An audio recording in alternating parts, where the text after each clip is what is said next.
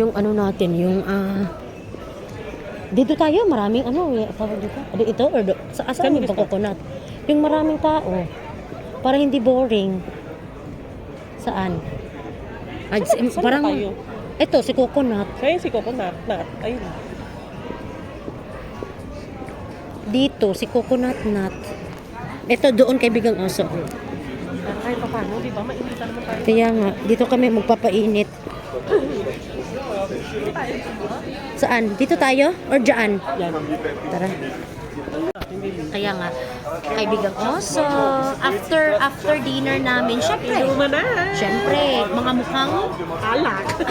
at saka mukhang pagkalak. Diba, ito yung mga naipon namin.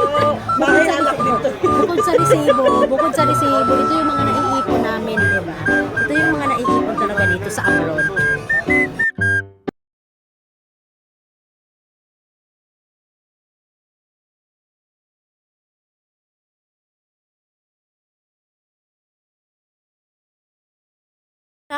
Ginabi na po kami at ito kasi medyo maulan tapos wala akong ano kaya mayroon akong shawl, ano bang shawl sa English? Ano tawag dito? Sarong? Ito ba yung scarf? Scarf. Kaya may scarf ako. Tapos si kaibigang Oso ko, laka, may may pulis. Ano kayo nangyayari dyan? Kami talaga yung mga chismosa ba? May pulis. Uwian na, bye-bye!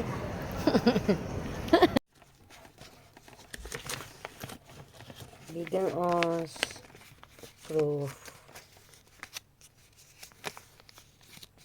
Ito na si Baboy, oh.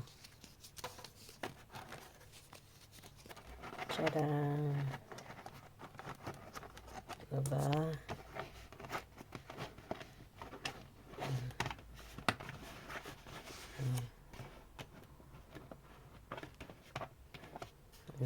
Busog na siya. Are you full? Sabihin mo, thanks kay Bigang Os.